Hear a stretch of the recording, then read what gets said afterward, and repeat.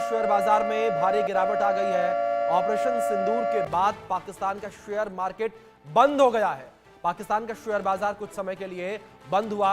ये बड़ी खबर जो निकलकर सामने आ रही है, पाकिस्तान में बौखलाहट इस वक्त देखने को मिल रही है और अफरा तफरी का माहौल पाकिस्तान में इस वक्त देखने को मिल रहा है। और लगातार जैसी तस्वीरें भी निकलकर सामने आ रही हैं, अफरा तफरी पाकिस्तान में साफ तौर पर इस वक्त देखने को मिल रही है। हमारे दोनों सहयोगी बने हुए हैं दीपक,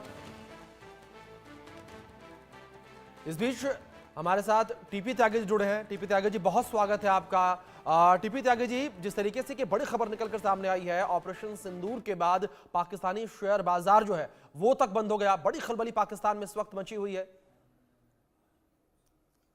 जाते हैं तो हमने कहा था इससे पहले भी एक घंटा खराब हो गया। चलो, कुछ तकनीकी खामी की वजह से टीपी त्यागी साहब की आवाज हम तक नहीं पहुंच पा रही। आवाज को हम दुरुस्त करेंगे, लेकिन लगातार जानकारी हम अपने दर्शकों तक पहुंचा रहे हैं। बड़ा ऑपरेशन भारत के द्वारा पाकिस्तान के ऊपर किया गया है और 9 आतंकी ठिकानों को तबाह किया गया है। इन 9 आतंकी ठिकानों में बड़ी संख्या में आतंकियों की मौजूदगी थी। और इस बीच हमारे साथ defence expert TP Tyagi ji जुड़ गए हैं। टीपी त्यागी जी, जिस तरीके से सवाल मैंने आपसे किया पहले भी कि पाकिस्तान में इस वक्त बड़ी हलचल देखने को मिल रही है, पाकिस्तानी शेयर बाजार भी कुछ समय के लिए बंद किया गया, जिस तरीके से भारत ने ऑपरेशन सिंदूर को अंजाम दिया, 9 आतंकी ठिकानों को तबाह कर दिया।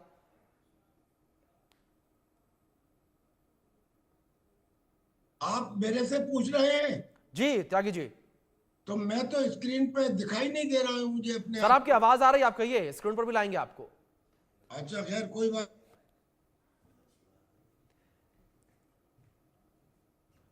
जी त्यागी जी।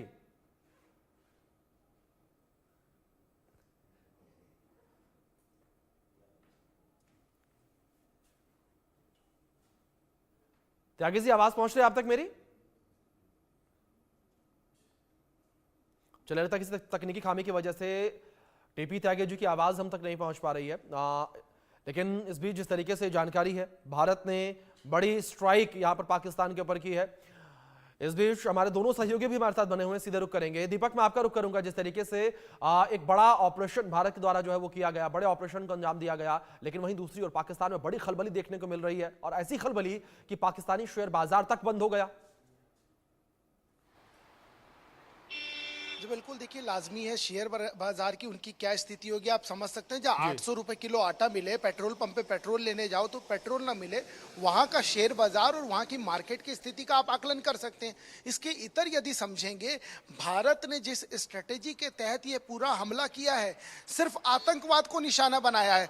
आतंकवाद ही उनकी रीढ़ की हड्डी है, आतंकवाद के जन्मदाता ही वही हैं। तो जब सब कुछ घर में ही कर रहे थे, जब सब कुछ घर में ही बना रहे थे और पूरे देश में पूरे वर्ल्ड वाइड सब ये जानते हैं कि पाकिस्तान आतंकवाद के मामले में किस तरीके से हरकतें करता है, इसी वजह से आज शेयर बाजार की स्थिति हो गई है कि उसको बंद करने की नौबत आएगी। और सबसे महत्वपूर्ण बात यह, खलबली मचना इसलिए भी लाजमी है क्योंकि ये वो लोग हैं आतंक के सरगना जो लोग सरकार के साथ मिले थे, वहाँ के मेजर जनरल के साथ मिले थे। आप देखिए, जब पहलगाम की घटना हुई तो जानकारी ये निकल के आई NIA की रिपोर्ट में कि ISI जो इनका संगठन है, उन सब ने मिलके ही सेना के माध्यम से इस पूरी घटना को अंजाम दिया। तो जब इस तरीके की इनपुट निकल के आ रहे हैं और आतंकवादी संगठन जिसको कहीं ना कहीं बैकडोर से वहां की सरकारें समर्थन करें, वहां के नेता समर्थन करें और तो और वहां के जो सेलिब्रिटी हैं वो भी उनके खिलाफ ना बोले, तो आप समझ सकते हैं कि किस तरह की मोटोस ऑपरेंडी और किस तरह की रणनीति पाकिस्तान में चली जाती है। क्योंकि ऐसा भारत में नहीं होता, भारत के संस्कार नहीं है, भारत में इस तरह की चीजें नहीं देखने को मिलेगी। हमने यदि अपना बदला भी लिया, हमने यदि अपने 27 जो वो हमारे वो लोग थे जिनकी कोई गलती नहीं थी, हमने यदि उसका बदला भी लिया तो हमने किसी आम आदमी को नहीं मारा, हमने किसी पाकिस्तानी को नहीं मारा, हमने फिर भी दरिया दिली दिखाई। हमने सिर्फ उनको मारा जिन्होंने इसकी रणनीति बनाई थी, जिन्होंने इसकी रूपरेखा तैयार की थी, जिन्होंने इनको पनाह दी थी और जिन्होंने इस पूरे कृत्य को अंजाम दिया था। हमने किसी आम आदमी